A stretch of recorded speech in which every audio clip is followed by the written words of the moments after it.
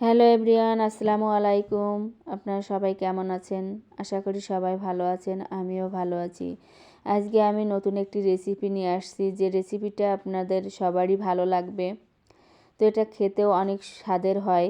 আপনাদের বাচ্চাদের টিফিনেও আপনারা দিতে পারবেন, সকালের নাস্তা কিংবা বিকালের নাস্তাতেও খেতে পারবেন। তো কিভাবে আমি তৈরি করি সেই উপকরণগুলো আমি দেখাবো। তো আপনারা ধৈর্য সহকারে আমার ভিডিওটি দেখার জন্য আমি অনুরোধ করছি। আমি প্রথমে নিয়েছি 2 কাপ পরিমাণ ময়দা, দিয়েছি স্বাদ মতো লবণ, দিয়েছি কালো জিরা, 3 টেবিল চামচ আমি সয়াবিন তেল দিয়েছি। কালার করার জন্য আমি হলুদ মিশিয়ে দিচ্ছি, যাতে একটু হলুদ কালার হয়, এই জন্য। ভালোভাবে সব উপকরণ দিয়ে আমি ভালোভাবে মেখে নিচ্ছি ময়দাগুলো। তো এখানে ময়দাগুলো মাখা হয়ে গেলে আমি অল্প অল্প করে পানি অ্যাড করব। পানি অ্যাড করব যতটুকু লাগবে আমি ততটুকুই অ্যাড করে দিব। হালকা আমি গরম পানি নিয়েছি, কারণ এটা ময়দা, যার কারণে রাবারি হয়ে যেতে পারে, এই জন্য আমি দিয়েছি। তো এর মধ্যে আমি দিয়ে দিচ্ছি ধনিয়া পাতা।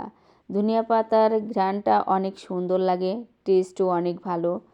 আর আমি দিয়ে দিচ্ছি, আমার মাখানো হয়ে গেছে, দেখেন কত সুন্দর একটা ডো তৈরি হয়েছে। তো আমি এইভাবে এই পর্যন্ত রেখে দিচ্ছি কয়েক মিনিট রেস্টে ঢেকে। তো আমি এই পুরটা বানিয়ে নিব, কারণ রুটির মধ্যে যে পুরটা দিতে হবে সেই পুরটা আমি দিয়ে নিব, বানাচ্ছি। তো কড়াইয়ের উপরে আমি দিয়ে দিলাম পেঁয়াজ কুচি, কয়েকটা কাঁচামরিচ কুচি। এটা আমি ভালোভাবে নেড়ে নেব যতক্ষণ না পর্যন্ত এগুলো সিদ্ধ হয়ে যায়, নরম হয়ে যায়। তা নরম হওয়ার জন্য আমি একটু লবণ দিয়ে দিয়েছি। আমি কুচিয়ে রাখা দিয়ে দিচ্ছি আলু, দিয়ে দিচ্ছি গাজর,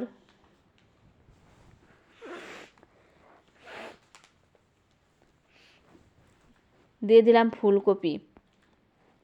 ফুলকপিটাও আমি অনেক কুচি করে কেটে নিয়েছি, কারণ এটা সিদ্ধ হওয়ার জন্য অনেকটাই ছোট করে কেটে নিয়েছি।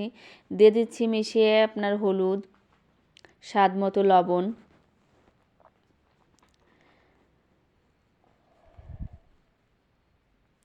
দিয়ে দিচ্ছি মরিচের গুঁড়া স্বাদ মতো।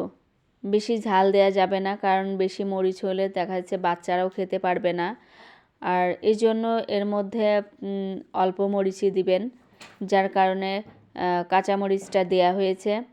তো এই পর্যায়ে আসলে আমি দিয়ে দিচ্ছি একটু পানি অ্যাড করে দেওয়ার পরে এরকম হলে আমি দিয়ে দিচ্ছি পাকা টমেটো কুচি করে, আর দিয়ে দিচ্ছি ধনিয়া পাতা।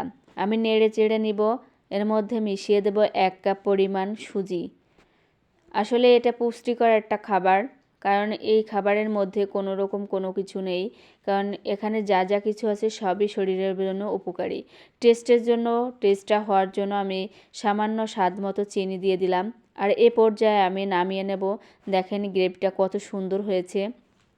তো আমি এই ডোটা তৈরি করে নিচ্ছি, আর লেচিটা কেটে নিচ্ছি। তো লেচিটা আমার কাটতে হয়ে গেছে, আমি গোল করে নিচ্ছি 2 হাতের তালুতে। দেখেন এভাবে আপনারা গোল করে নেবেন। তো আমার এখানে গোল করা হয়ে গেছে, প্রায় 14টা লেচি কাটা হয়ে গেছে। আমি এই পর্যায়ে আমি কখনো কোনো গুঁড়া, চাউলের গুঁড়া বা কোনো আটা দিয়ে বেলতেছি না, কারণ হচ্ছে তেল দিয়ে বেলে নিচ্ছি। দেখেন আমি কিভাবে ঘুরিয়ে পেঁচিয়ে এটা মুখ এঁটে দিচ্ছি, ধরে এক পাশে মুখটা এইভাবে দেব। চেপে চেপে আমি হাতের তালুতে এরকম চ্যাপটা করে দেব, যাতে দেখতে সুন্দর হয়, ভিতরের পুরটা যাতে সব জায়গায় সমানভাবে যায়। তো আমি ফ্রাই প্যানে তেল গরম করে রেখেছিলাম, সেটা আমি দিয়ে দিচ্ছি। হালকা মুসমুসে ভাজা হয়ে গেলে, কালারটা এরকম আসলে আমি নামিয়ে নিব। তো আমি এটা প্রায়ই আমার বাচ্চাদের বানিয়ে খাওয়াই, আপনারা খাবেন, চেষ্টা করে দেখবেন। তো খেতে অনেক স্বাদ লাগে। দেখেন কত সুন্দর কালারটা দেখা যাচ্ছে, ভিতরে দেখেন কত সুন্দর লাগছে।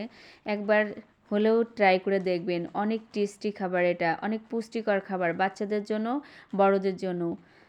তো আমি যেখান থেকে আমার ভিডিওটি দেখছেন সবাইকে অসংখ্য ধন্যবাদ। সবাই ভালো থাকবেন, সুস্থ থাকবেন। আসসালামু আলাইকুম।